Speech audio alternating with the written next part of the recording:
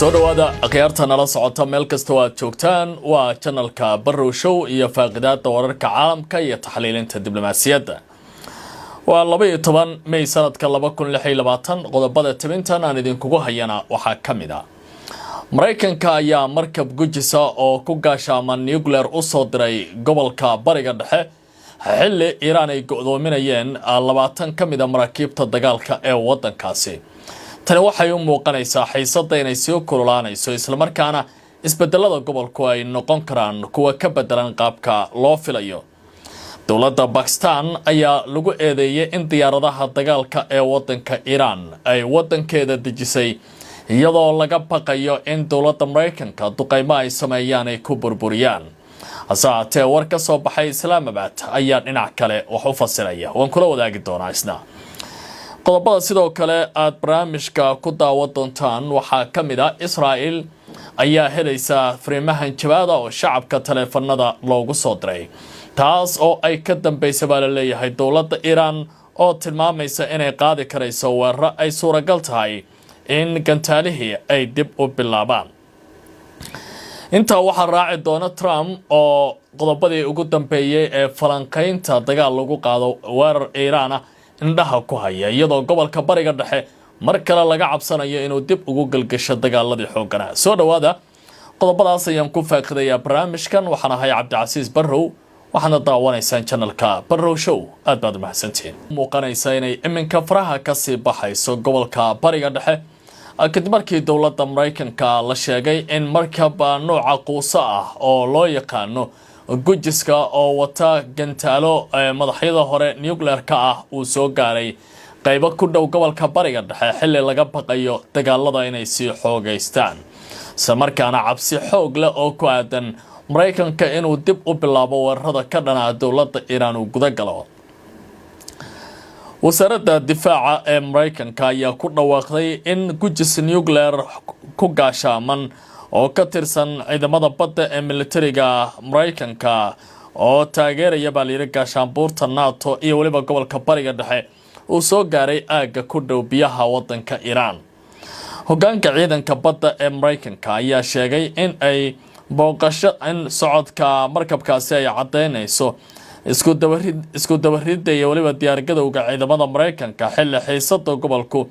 ay wali kacsan yihiin isla markaana jahwareer la xiriira colaadda wadanka Iran ay jirto. gujisyada noocaan ah Mareykanku muu sheegi jirin meesha ay ku sugan yihiin laakiin xaqiijinta inay soo gaareen aaga Jabal al-Tariq meesha la yiraahdo ayaa waxay muujinaysaa in Mareykanku markan uu mar kale u diyaarsan yahay in uu colaad qaadi karo. maxaa laga garanayaa gujisyadan? gujiskan ayaa lagu tilmaamaa inuu ka tirsan yahay raxan maraakiiba oo la yiraahdo Ohio Class Submarine oo ay ka mid yihiin baa la yiri hubka ugu qarsoon uguna awoodda badan ee Mareykanka waxaana ay door muhiim ah ka ciyaaraan waxa loo yaqaano saddex geesoodka awoodda nuclear-ka ee wadanka Mareykanka. markabkan ayaa la sheegayaa in uu wato ilaa iyo uu ka mid yahay uu wato baa la yiri ilaa iyo 14 madax oo nuclear-ka isla markaana lagu rakibo gantaalaha ballistiga isla markaana waxaa kamid ah 4 gujis oo ay la socdaan kuwa burburiyaala oo dowladda Mareykanku ay leedahay waxaana sidoo kale uu wataa baa la yiri 150 gantaal oo nooca Tomahawk cruise-ka la yiraahdo oo kamid ah gantaalaha dowladda Mareykanku ay u isticmaalaan adduunka. in la shaaciyo goobta gujis noocaan ah oo aad u qarsoon oo in la arkaa ay adag tahay ayaa ah baa la yiri fariin culus gaar ahaan xilliga madaxweyne Donald Trump oo muujinayo inuu si cad uga jawaabo Iran isla markaana uu doonayo inay suuragal tahay in uu ku qaadi karayo dagaal aad u xoogan. iyadoo sheekada gujiskaasi iminka ay banaanka u soo baxday haddana warar soo baxaya ayaa tilmaamaya in madaxweyne Trump uu ka fakarayo sidii suuragal uga dhigi lahaa weerar lagu qaadi karayo gudaha wadanka Iran. madaxweynaha dalka Mareykanka Donald Trump ayaa sheegay in uu si dhaba uga fiirsanayo dib u bilaabista howlgal military oo ka dhana Iran kadib markii ay ka carooday jawaabtii Tehran ay ka bixisay qorshaha Mareykanka ee lagu doonayo in lagu soo afjaro colaadda. warbaahinta CNN oo warisay baa la yiri in Trump uu kulan la yeesho golaha amniga qaranka kadib markii la helay jawaabta Iran ayaa waxay ku tilmaameen inay gabi ahaanteedba ay tahay dowladda Iran waxa ay soo bandhigtay waxaan la aqbali karin. ila xog ogaala ayaa sheegaya in Trump uu aad uga niyad jabay sii socoshada xirnaashiyaha marinbiyoodka Hormuz isla markaana ciidamadiisu ay tahli waayeen in halkaasi ay ka qaadaan wax tallaabo ah.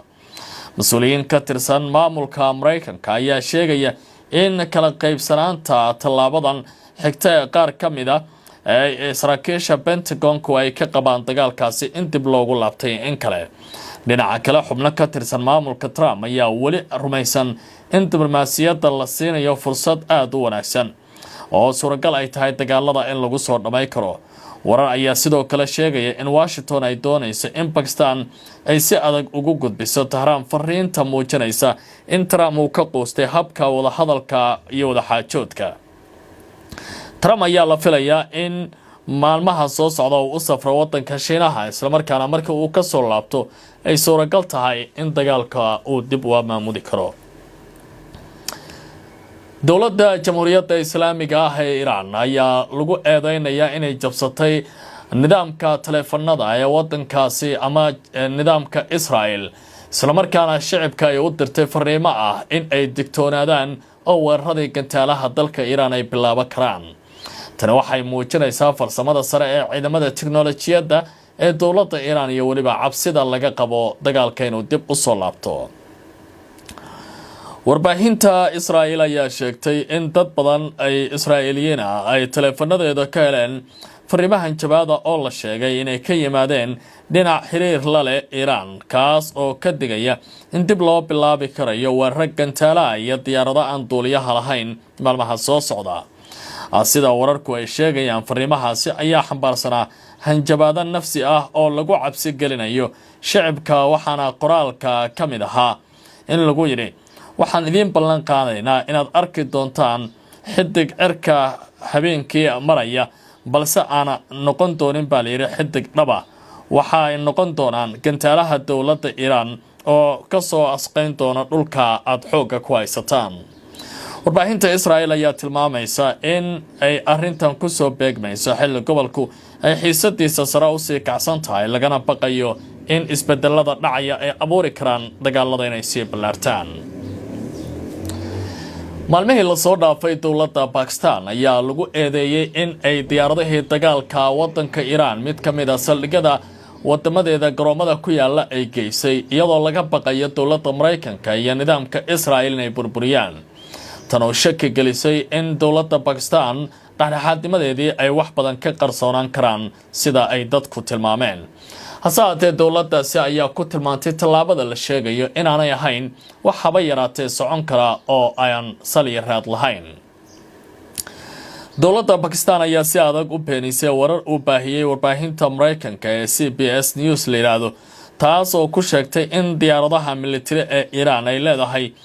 lagu hayo saldhigga cirka ee Nur Khan si loogu ilaaliyo weerar suuragal ah oo Mareykanku ay ku burburin karaan. wasaaradda amuraha dibadda Pakistan ayaa sheegtay in diyaaradaha Iran ee hadda gudaha galay baa la yiri Pakistan ay yihiin kuwa doonaya in halkaasi lagu badbaadiyo haddii dowladda Mareykanka iyo nidaamka ku sidkan ee Israa'iil ay bilaabaan weeraro aan ku talagal ahayn oo dowladdaasi mar kale lagu keliyo. Islamabad ayaa wararkaasi ku tilmaantay kuwa mala awaal ah oo aan la xaqiijin baa la yiri iyagoo sheegaya in ujeedadu ay tahay in la carqaladeeyo dadaalada wada xaajoodka iyo miro dhalka. Pakistan waxay cadeynaysaa ayaa lagu yiri in mar walba ay ka go'an tahay in tiirka nabadda iyo wada xaajoodka wax kasta lagu dhameeyo.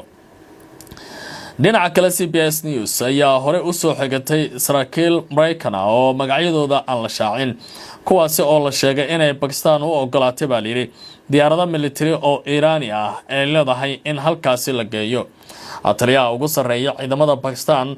General Asim Munir ayaa hore u sheegay in dalka uu qaadanayo door dhexdhexaadnimo ah dagaalada socdana aanu wax luga ku yeelan karin. soo dhawaada khiyaarta nala socota meel kasta oo aad dunida ka joogtaan ku soo biira YouTube-ka Barrow Show aad macluumaadkan kala socotaan idanka macluumaadkan ka sii xasaasisan ka heli kara YouTube-ka kale Cabdi Casiis Barrow labadaba waad igala socon kartaa si aad wararka bariga dhexe ula socoto soo dhawaada